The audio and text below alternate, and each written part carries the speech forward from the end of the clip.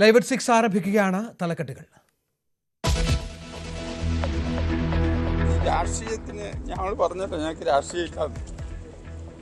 നമ്മൾ സമദൂരം തുടരും. ഒരു രാഷ്ട്രീയ പാർട്ടിയുടെ കൂടെയും ഞങ്ങളില്ല. ഈ സമദൂരത്തിൽ നമുക്കൊരു ശരിദൂരം ഉണ്ടോ? ശരിദൂരമുണ്ട്. അതാണ് ഇപ്പൊ കാണിച്ചതാ. സർക്കാർ അനുകൂല നിലപാടിൽ സുകുമാരൻ നായർക്ക് NSS പിന്തുണ. ഫ്ലെക്സ് പോരാട്ടം മുഖവിലേക്കെടുക്കാത്ത സംഘടന. NSSന് നിലപാടുമായി മുന്നോട്ട് പോകാമെന്ന് VD സതീശൻ. മധ്യസ്ഥ ചർച്ചയ്ക്ക് മുൻകൈയെടുക്കാൻ മുസ്ലിം ലീഗ്.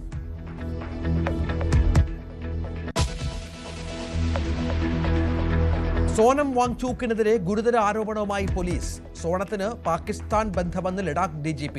നിരാഹാര സമരത്തിന് പാക് പിന്തുണയെന്ന സംശയം. പാക് ഇന്റലിജൻസ് ഓഫീസർ ഇന്ത്യയുടെ കസ്റ്റഡിയിലെന്നും DGP.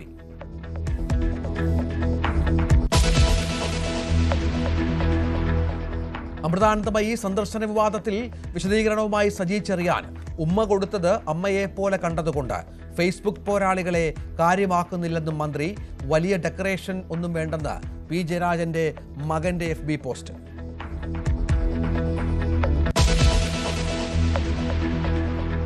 ബിന്ദു പത്മനാഭൻ കൊലക്കേസിൽ സുപ്രധാന മൊഴി. ബിന്ദുവിനെ കഴുത്തുഞെരിച്ച് കൊലപ്പെടുത്തിയെന്ന് സെബാസ്റ്റ്യൻ.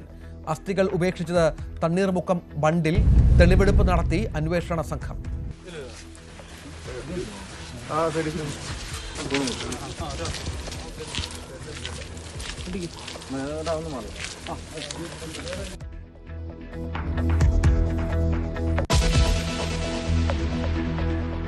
കായംകുളത്ത് 4.5 വയസ്സുകാരനോട് അമ്മയുടെ ക്രൂരത. ചട്ടുകം പഴിപ്പിച്ച് പൊള്ളിച്ചു. പ്രകോപനം. വസ്ത്രത്തിൽ മലമൂത്ര വിസർജനം നടത്തിയതിന്. ബാലരാമപുരത്തെ 2 വയസ്സുകാരിയുടെ കൊലപാതകത്തിൽ അമ്മ റിമാൻഡിൽ. തിരുവനന്തപുരത്ത് 2 വയസ്സുകാരിയെ തട്ടിക്കൊണ്ടുപോയി പീഡിപ്പിച്ച കേസിൽ പ്രതി കുറ്റക്കാരൻ.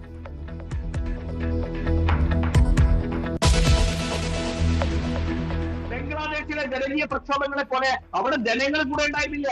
ഇവിടെ ഇന്ത്യ മഹാരാജ്യത്ത് നരേന്ദ്രമോദി സർക്കാരിന്റെ കൂടെ ജനങ്ങളൊപ്പം ഉണ്ട്. അതുകൊണ്ട് അങ്ങനെ ഒരു മോഹവുമായിട്ട് രാഹുൽ ഗാന്ധി ഇറങ്ങി തിരിച്ചാൽ രാഹുൽ ഗാന്ധിയുടെ നെഞ്ചത്ത് വരെ വെടിയുണ്ട വീഴും. ഒരു സംശയവും വേണ്ട. രാഹുൽ ഗാന്ധിക്കെതിരായ BJP നേതാവിന്റെ പരാമർശത്തിനെതിരെ കോൺഗ്രസ്. ന്യൂസ് 18 ചർച്ചയിലെ പരാമർശത്തിൽ പ്രിന്റു മഹാദേവിനെതിരെ നിയമ നടപടിക്ക് നീക്കം. ഗോഡ്സെയുടെ വക്താവാകാനുള്ള ശ്രമമെന്ന് VD സതീശൻ. ഒരു തരി മണ്ണ് പോലും വാരിയിടാൻ വർഗീയ ശക്തികൾക്ക് കഴിയില്ലെന്നും പ്രതിപക്ഷ നേതാവ്.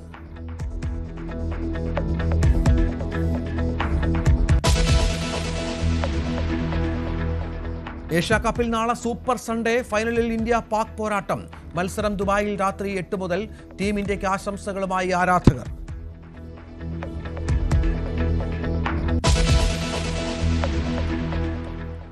സർക്കാരിനുള്ള പിന്തുണയിൽ ഉറച്ച് NSS general secretary G Sukumaran Nair. Sabarimala വിഷയത്തിൽ സർക്കാരിനുള്ള പിന്തുണ രാഷ്ട്രീയ നിലപാടല്ലെന്നും പ്രതിനിധിസഭാ യോഗത്തിനു ശേഷം സുകുമാരൻ നായർ പറഞ്ഞു. സമദൂരത്തിൽ നിന്നുകൊണ്ട് തന്നെ സർക്കാരിനെ പിന്തുണയ്ക്കാനുള്ള കാരണങ്ങൾ പ്രതിനിധിസഭായോഗത്തിൽ ജനറൽ സെക്രട്ടറി വിശദീകരിച്ചു. നിലവിലെ ഈ വിഷയവുമായി ബന്ധപ്പെട്ട നിലപാടാണ് അങ്ങനെ രാഷ്ട്രീയമായിട്ട് യാതൊരു ബന്ധമില്ലെന്ന്. ഇതൊരു നിലപാടാണ്. ഇത് മന്നത്ത് പത്മനാഭനെടുത്ത നിലപാടാണ്. അതിന്നും ഞങ്ങൾ തുടരുന്നു എന്നുള്ളൂ. ഞങ്ങൾക്ക് രാഷ്ട്രീയം ഇല്ല ഇക്കാര്യത്തിൽ. സമദൂരത്തിൽ എവിടെയാണ് നമുക്കൊരു മാറ്റം വന്നിരിക്കുന്നത്? സർക്കാരിന് ഒരു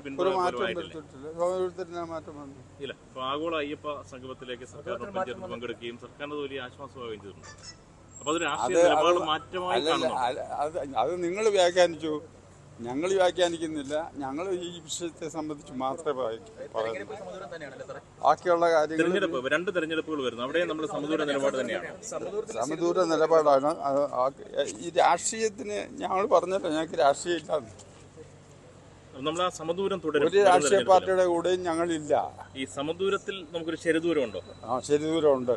അതാണ് ഇപ്പൊ കാണിച്ചതാ. സുകുമാരൻ നായരുടെ നിലപാടിന് പ്രതിനിധിസഭ അംഗീകാരം നൽകി. പുതിയ നിലപാടിന്റെ പേരിൽ തെരഞ്ഞെടുപ്പിന് മുതലെടുപ്പ് നടത്താൻ ആരെങ്കിലും ശ്രമിച്ചാൽ അംഗീകരിക്കില്ലെന്നും എന്നും വിശ്വാസ്യപക്ഷത്താണ് NSS എന്നും അംഗങ്ങൾ പ്രതികരിച്ചു. നിലവിലെ ഈ വിഷയവുമായി ബന്ധപ്പെട്ട നിലപാടാണ്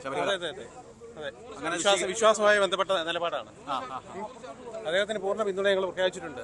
അത് സമുദായത്തിന്റെ തീരുമാനം എടുക്കാൻ അദ്ദേഹത്തെ ഞങ്ങൾ ചുമതലപ്പെടുത്തിയിട്ടുണ്ട്. NSSന്റെ നിലപാട് കൃത്യമായി പറഞ്ഞു.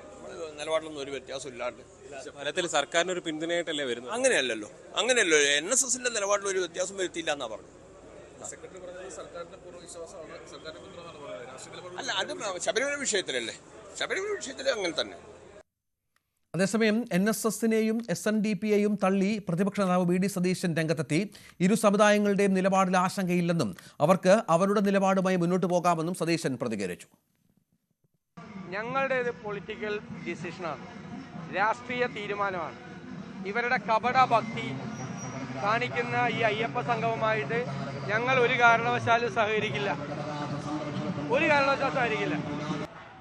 ഞങ്ങൾ ന്യൂനപക്ഷ വർഗീയതയ്ക്കും ഭൂരിപക്ഷ വർഗീയതയ്ക്കും എതിരാണ്. ഞങ്ങൾ ഒരു പ്രീണന നയം ഞങ്ങളുടേതില്ല. അപ്പോൾ ഇപ്പോൾ കേരളത്തിലെ CPM ആ പ്രീണന നയവുമായി പോവുകയാണ്. ഇപ്പോൾ അവരുടെ ഭൂരിപക്ഷ വർഗീയതയാണ് അവർ പ്രോത്സാഹിപ്പിക്കുന്നത്. ഇതിനു മുമ്പ് ന്യൂനപക്ഷ വർഗീയതയാണ് പ്രോത്സാഹിപ്പിക്കുന്നത്. ഞങ്ങൾ ഇതിനെ രണ്ടിനെയും പ്രോത്സാഹിപ്പിക്കില്ല.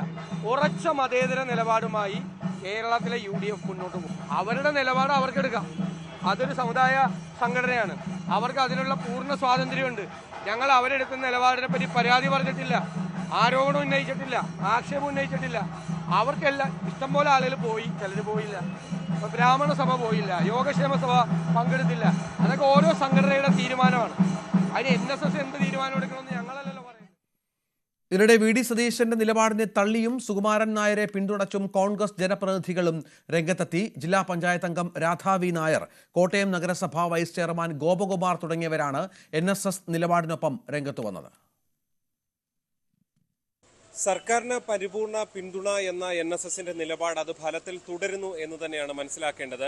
അത് ഇന്ന് ചങ്ങനാശ്ശേരിയിൽ പെരുന്നയിൽ ചേർന്ന നായർ പ്രതിനിധി സഭകളും സഭാംഗങ്ങളും അതിന് പരിപൂർണ പിന്തുണയുമായി രംഗത്തെത്തി എന്നുള്ളതാണ്. അതായത് പലയിടത്തും പല ഫ്ലെക്സ് ബോർഡുകൾ, ചില കണയന്നൂർ കരയോഗാംഗങ്ങളുടെ പ്രതിഷേധങ്ങൾ, അങ്ങനെ ചിലയിടത്തു നിന്ന് ഉയർന്നു വന്ന പ്രതിഷേധങ്ങൾ മാറ്റി നിർത്തിയാൽ അതിനെയും പരിപൂർണമായും തള്ളുകയാണ് സുകുമാരൻ നായർ ചെയ്യുന്നത്. അതൊക്കെ തനിക്ക് പബ്ലിസിറ്റി ഉണ്ടായിക്കൊള്ളട്ടെ അതുമൂലം എന്ന് മാത്രം അദ്ദേഹം പറയുകയാണ്. സുകുമാരൻ നായർ ഒന്നുകൂടി വളരെ കൃത്യമായി പറയുന്നത്, ഇതൊരു രാഷ്ട്രീയ പൊളിറ്റിക്കൽ നിലപാടാണെങ്കിൽ പോലും ഏതെങ്കിലും ഒരു രാഷ്ട്രീയ പാർട്ടിക്കൊപ്പമല്ല തങ്ങൾ എന്നുകൂടി പറയുകയാണ്. അതായത് ഇത് വെച്ച് തെരഞ്ഞെടുപ്പിൽ ആരെങ്കിലും മുതലെടുക്കാൻ ശ്രമിച്ചാൽ അത് അംഗീകരിക്കില്ല എന്ന യോഗത്തിൽ പറഞ്ഞ് സുകുമാരൻ നായർ പുറത്തു വന്ന് പറഞ്ഞത് ഇതൊരു രാഷ്ട്രീയ നിലപാടാണ്, പക്ഷേ അതേതെങ്കിലും പാർട്ടിക്കൊപ്പമല്ല. അതായത് സർക്കാർ ശബരിമല വിഷയത്തിൽ ഒരു നിലപാടെടുത്തു, അതിനൊപ്പം നിൽക്കുകയാണ്, വിശ്വാസികൾക്കൊപ്പം എന്നുള്ളതാണ് NSSന്റെ എക്കാലത്തെ നിലപാട്. ഇപ്പോൾ സർക്കാർ ആ നിലപാടിലേക്ക് എത്തിയിരിക്കുന്നു ശബരിമല വിഷയത്തിൽ. അതുകൊണ്ട് ഫലത്തിൽ സർക്കാരിനെ പിന്തുണയ്ക്കുന്നു. ഇത് LDF എന്നോ UDF എന്നോ ഇല്ല, സർക്കാരിനെ പിന്തുണയ്ക്കുകയാണ് എന്നാണ് സുകുമാരൻ നായർ വ്യക്തമാക്കുന്നത്. എന്തായാലും കോൺഗ്രസിനടക്കം ഒരു തിരിച്ചടിയുള്ളത്, ഇതിൽ പങ്കെടുത്ത കോൺഗ്രസിന്റെ പ്രതിനിധി സഭാ അംഗങ്ങൾ അടക്കം രാധാ വി നായർ ജില്ലാ പഞ്ചായത്ത് അംഗമാണ്, ഒപ്പം തന്നെ കോട്ടയം നഗരസഭ വൈസ് ചെയർമാൻ ഗോപകുമാർ ഉൾപ്പെടെയുള്ളവർ NSSനൊപ്പമാണ്, സമുദായത്തിനൊപ്പമാണ് തങ്ങൾ എന്ന നിലപാട് പറയുന്നത്. അവർ കോൺഗ്രസിനെ തള്ളിപ്പറയുന്നില്ല, പക്ഷേ ഫലത്തിൽ അത് കോൺഗ്രസിനെ തള്ളിപ്പറയുന്ന ഒരു നിലപാടായി കൂടി മാറുന്നു എന്നതാണ് യാഥാർത്ഥ്യം. എന്തായാലും വെള്ളാപ്പള്ളി നടേശൻ ഉൾപ്പെടെ ഇക്കാര്യത്തിൽ പിന്തുണ അറിയിച്ചു, അതിനെയും അദ്ദേഹം സ്വാഗതം ചെയ്യുന്നു യോഗത്തിൽ എന്നുള്ളതാണ് ഏറ്റവും ശ്രദ്ധേയമായിട്ടുള്ളത്. ഈ വിഷയം പറയാൻ ഒരു സംഘടനാ നേതാക്കളും കോൺഗ്രസോ അല്ലെങ്കിൽ BJPയുടെ ഒന്നും ആരും വരണ്ട, അല്ലാതെ ആളുകൾക്ക് സ്വാഗതമുണ്ട്. പക്ഷേ ഈ വിഷയവുമായി ആരും ഇനി ഇങ്ങോട്ട് വരണ്ട, NSSന് ഇക്കാര്യത്തിൽ സുചിന്തിതമായ നിലപാടാണ് ഉള്ളത് എന്ന് സുകുമാരൻ നായർ അവസാനം പറഞ്ഞു വെക്കുകയാണ്. അതായത് ഇനിയൊരു അനുനയ ശ്രമങ്ങൾക്കും സാധ്യതയില്ല എന്നുകൂടി സുകുമാരൻ നായർ പറഞ്ഞു പോകുന്നു എന്നുള്ളതാണ് ഇതിൽ നമ്മൾ എടുത്ത് കാണാനുള്ളത്. എന്തായാലും രാഷ്ട്രീയമായ ഫലത്തിൽ നമ്മൾ നോക്കിക്കാണിക്കുമ്പോൾ സമദൂരത്തിലെ ശരിദൂരം എന്ന കുറച്ചു കാലം മുമ്പ് NSS നിലപാടെടുത്തിരിക്കുന്നു. അതായത് അതൊരു രാഷ്ട്രീയ പാർട്ടിയെ ഫലത്തിൽ UDFനെയൊക്കെ പിന്തുണച്ചുകൊണ്ടാണെങ്കിൽ ഇപ്പോൾ അത് ഫലത്തിൽ രാഷ്ട്രീയമായി വായിക്കുമ്പോൾ അതിൻ്റെ ഗുണം കിട്ടുക LDFനാണ് എന്ന കാര്യത്തിൽ സംശയമില്ല. അത് തുടരുന്നു. അത് കേവലം വ്യക്തിപരമായ സുകുമാരൻ നായരുടെ പ്രതികരണമല്ല എന്നുകൂടി കാണിക്കാനാണ്. മറ്റംഗങ്ങൾ സാധാരണ ഇങ്ങനെ വന്ന് പ്രതികരിക്കുന്ന രീതിയില്ല, ഇവിടെ പ്രതികരിച്ചതിന് പിന്നിലും സുകുമാരൻ നായർ ഒറ്റയ്ക്കല്ല എന്ന് വ്യക്തമാക്കുകയാണ്. ഫലത്തിൽ എന്തായാലും UDFന് വലിയ തിരിച്ചടി, ഒപ്പം തന്നെ വാക്ക് പാലിക്കാത്തവരാണ് BJP എന്ന് ചൂണ്ടിക്കാണിച്ചുകൊണ്ട് BJPക്കും ഇതിൽ രാഷ്ട്രീയമായൊരു തിരിച്ചടി ഉണ്ട് എന്ന കാര്യത്തിൽ സംശയമില്ല. അവിടെ LDFന് നേട്ടമായി മാറുകയും ചെയ്യുന്നു NSSന്റെ നിലപാട്. NSSുമായി മധ്യസ്ഥർച്ചയ്ക്ക് ലീഗ് മുൻകൈയെടുക്കുമെന്ന് സാദിഖ് അലി ശിഹാബ് തങ്ങൾ ഇതിനിടെ പറഞ്ഞു. UDFനെ ശക്തിപ്പെടുത്തലാണ് ലീഗിന്റെ ലക്ഷ്യം.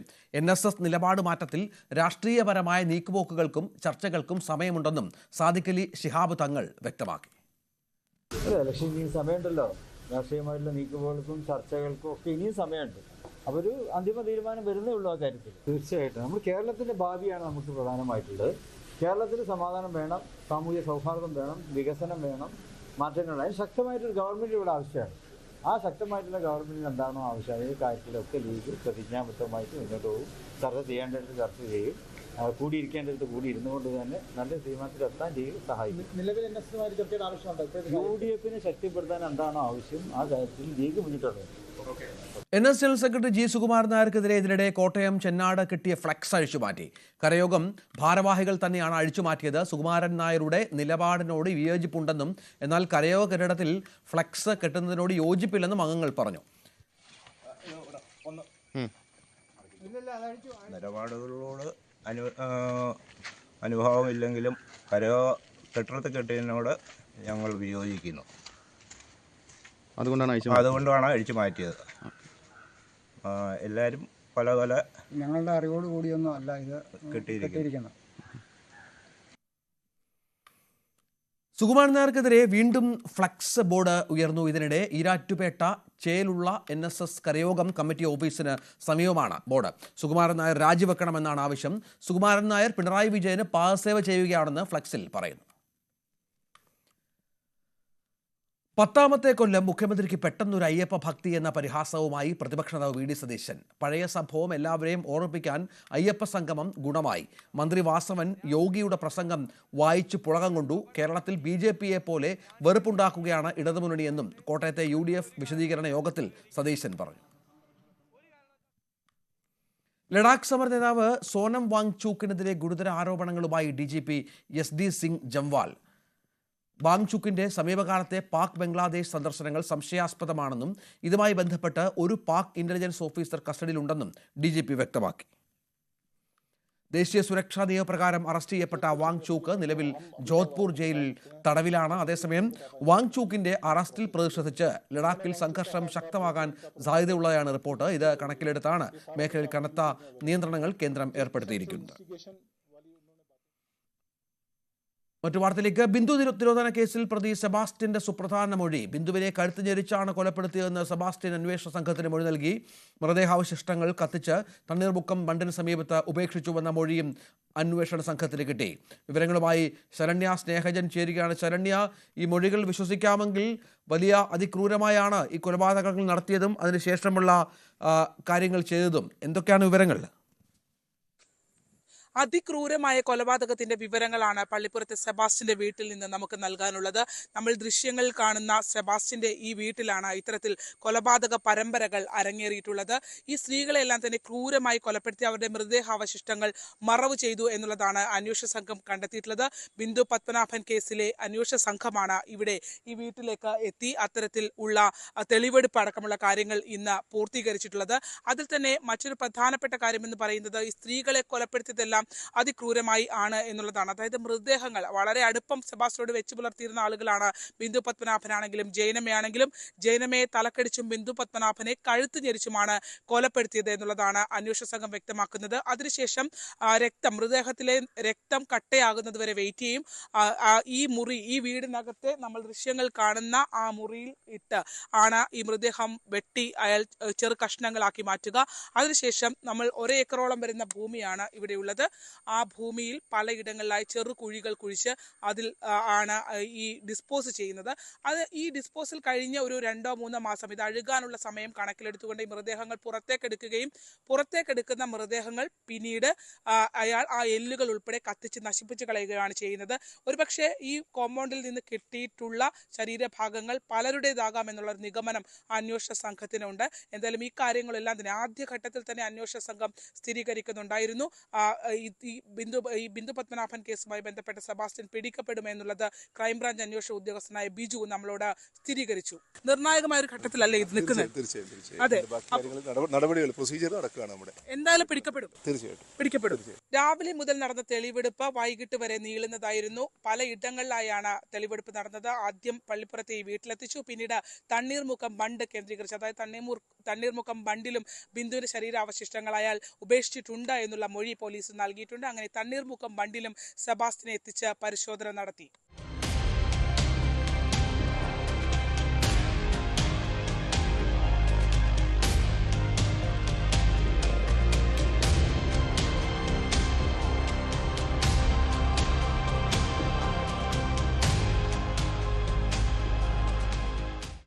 നമ്മൾ റിപ്പോർട്ട് ചെയ്ത കാര്യങ്ങളെല്ലാം തന്നെ അന്വേഷണ ഉദ്യോഗസ്ഥനായ ക്രൈംബ്രാഞ്ച് CI ഹേമന്ത് സ്ഥിരീകരിച്ചു. അദ്ദേഹം പറഞ്ഞത് ഇത്തരത്തിൽ ബിന്ദു പത്മനാഭനെ ഉൾപ്പെടെയുള്ള സ്ത്രീകളെ എങ്ങനെയാണ് സെബാസ്റ്റ്യൻ കൊല ചെയ്ത് അത് പിന്നീട് ആ മൃതദേഹാവശിഷ്ടങ്ങൾ മറവ് ചെയ്തത് എന്നത് അദ്ദേഹം നമ്മളോട് വിശദീകരിച്ചു. പല ഭാഗങ്ങളിൽ ഇത് ഈ മൃതദേഹ അവശിഷ്ടങ്ങൾ ഉപേക്ഷിച്ചു എന്നുള്ളതാണ് നമുക്ക് അന്വേഷണ സംഘത്തോട് അദ്ദേഹം പറഞ്ഞിരിക്കുന്നത്. കൊല നടത്തിയിരിക്കുന്നതെല്ലാം തന്നെ ഈ വീട് കേന്ദ്രീകരിച്ചായിരിക്കും. ഇവിടെ വെച്ചത് പല ഭാഗങ്ങളായി മുറിച്ച് പല സ്ഥലങ്ങളിൽ ഉപേക്ഷിച്ച് കാണും. അല്ലെങ്കിൽ അത് അതിൻ്റെ അവശിഷ്ടങ്ങൾ ജീർണിപ്പിച്ച ശേഷം അസ്ഥി കഷ്ണങ്ങൾ ഏതെങ്കിലും ലായനിയൊക്കെ ഉപയോഗിച്ച് കത്തിച്ച് ഒരിക്കലും കണ്ടുപിടിക്കാൻ പറ്റാത്ത തരത്തിൽ അത് പല ഭാഗങ്ങളിൽ ഉപേക്ഷിച്ചിട്ടുണ്ടാകും. ക്രൈം നടത്തിയതിൽ പുള്ളി ഒറ്റക്കായിരിക്കും.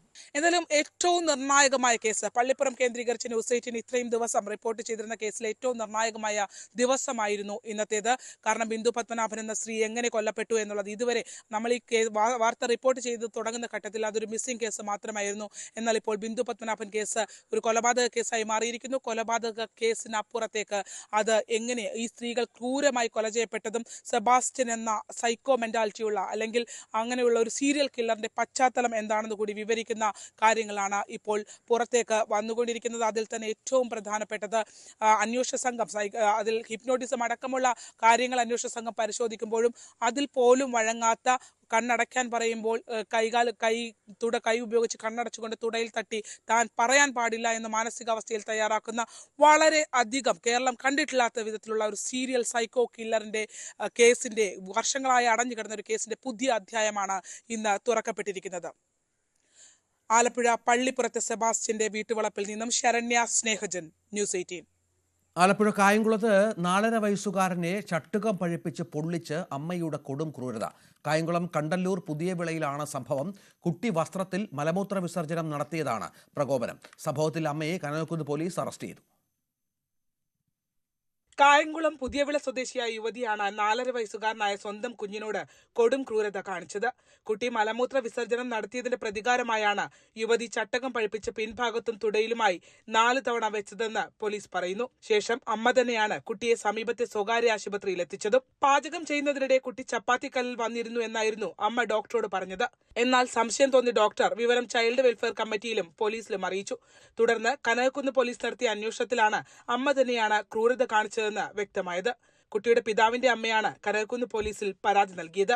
യൂട്യൂബ് വീഡിയോകൾ ചിത്രീകരിക്കുന്നതിനിടയിൽ ശല്യപ്പെടുത്തിയാൽ കുട്ടിയെ ഉപദ്രവിക്കാറുണ്ടായിരുന്നുവെന്ന് നാട്ടുകാർ പറയുന്നുവെന്നും വാർഡ് മെമ്പർ പറയുന്നു. ഈ കുഞ്ഞ് തന്നെ പറയുകയുണ്ടായി, അതായത് കുഞ്ഞ് നിക്കറിന്റെ അകത്തിൽ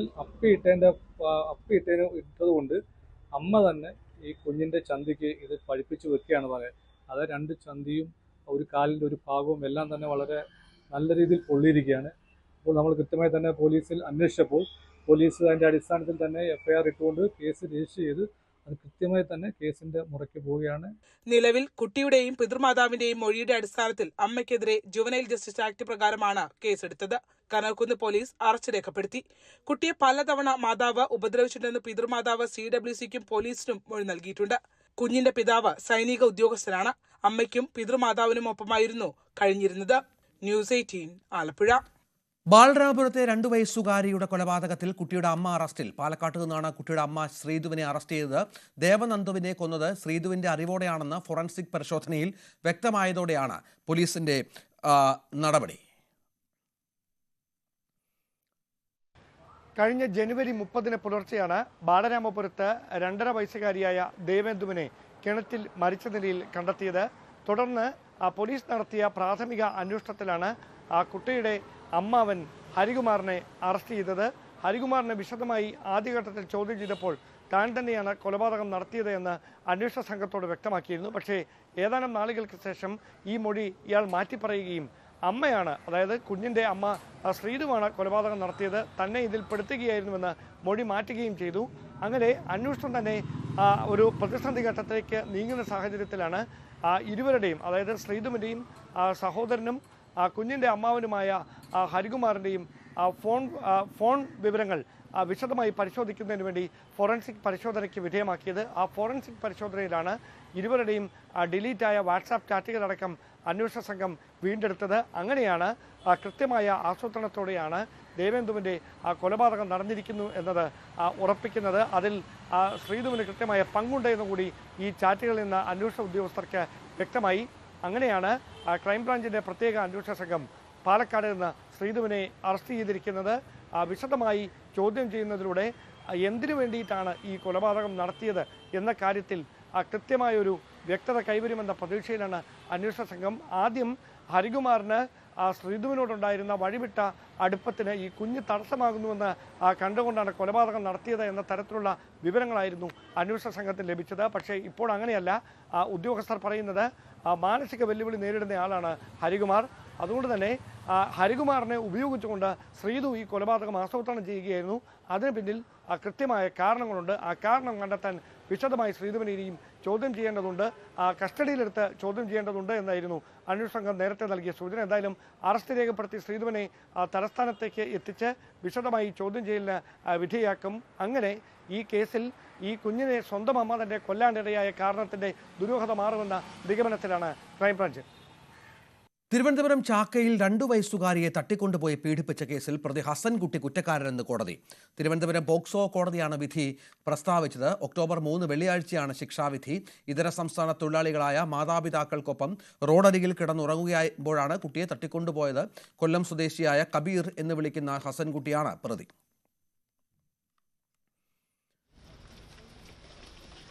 ഈ ദമ്പതികളുടെ മകളെ തട്ടിക്കൊണ്ടുപോയത് മാതാപിതാക്കൾക്കൊപ്പം ഉറങ്ങുകയായിരുന്ന കുട്ടിയെയാണ് ചാക്ക ബ്രഹ്മോസിന് സമീപത്ത് നിന്ന് അവരുടെ ടെന്റിൽ നിന്ന് പ്രതി തട്ടിക്കൊണ്ടുപോയി പീഡിപ്പിച്ച ശേഷം കുറ്റിക്കാട്ടിൽ ഉപേക്ഷിക്കുകയായിരുന്നു. കുട്ടി ഉറക്കെ കരഞ്ഞ് നിലവിളിച്ചതാണ് കുട്ടിയെ ഉപേക്ഷിക്കാൻ കാരണം. അന്ന് തന്നെ ബ്രഹ്മോസിലെ CCTV ദൃശ്യങ്ങൾ പരിശോധിച്ച് പോലീസ് പ്രതിയെ തിരിച്ചറിഞ്ഞിരുന്നു. ഇയാൾ കുട്ടിയെ ഉപേക്ഷിച്ച കുട്ടിയെ പിന്നീട് കുറ്റിക്കാട്ടിൽ നിന്ന് കണ്ടെത്തുകയും ചെയ്തു. നിരവധി പോക്സോ കേസുകളിൽ പ്രതിയാണ് ഹസൻകുട്ടി. ഇയാൾ ഈ കേസിൽ പിടിയിലാകുന്നതിന് മുമ്പ്, കുട്ടിയെ പീഡിപ്പിക്കുന്നതിന് മുമ്പ്, ആഴ്ചകൾക്ക് മുമ്പ് പരവൂരിൽ മറ്റൊരു കേസിൽ ജയിലിൽ നിന്ന് ജാമ്യത്തിൽ ഇറങ്ങിയ ശേഷമാണ് ആലപ്പുഴയിലേക്ക് പോകുന്നത്. ഹോട്ടലിൽ ജോലി ചെയ്തു. അവിടെ നിന്ന് മടങ്ങിയെത്തിയാണ് ഈ ചാക്കയിലെത്തുകയും ഈ കുട്ടിയെ പീഡിപ്പിക്കുകയും ചെയ്തത്. ഇയാൾ സമാനമായ കുറ്റകൃത്യത്തിൽ നേരത്തെയും ഉൾപ്പെട്ടിട്ടുള്ള ആളാണ്.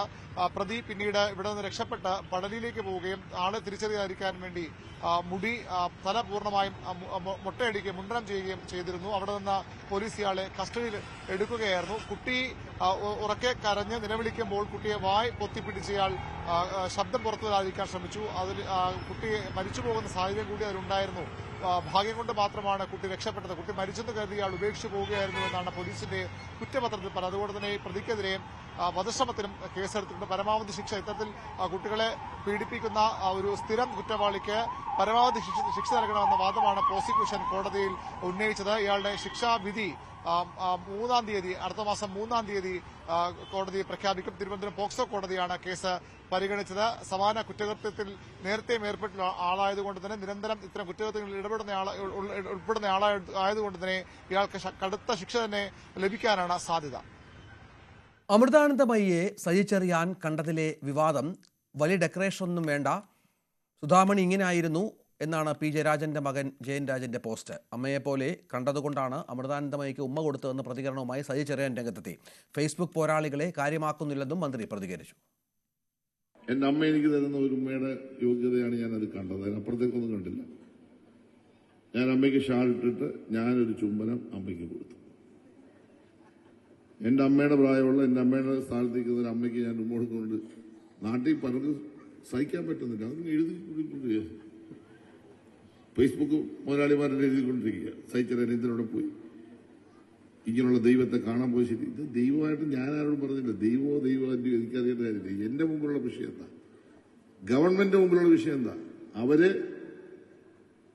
25 വർഷം മുമ്പ് കേരളത്തിന്റെ ഭാഷ എടുത്തുകൊണ്ട് ഈ നാടിന് വേണ്ടി പ്രസംഗിച്ചു. അതിനെ അംഗീകരിക്കണം. അതാണ് ഗവൺമെന്റ്. ഞങ്ങളാരും അമൃതാനന്ദമയിയുടെ ഓഫീസ് അവിടെ പോയി ഒരു ആലിംഗനത്തിൽ പെടാൻ പാടില്ല. ബാക്കിയുള്ളവർക്കും പറ്റും. അത് മനസ്സിൽ വെച്ചാൽ മതി.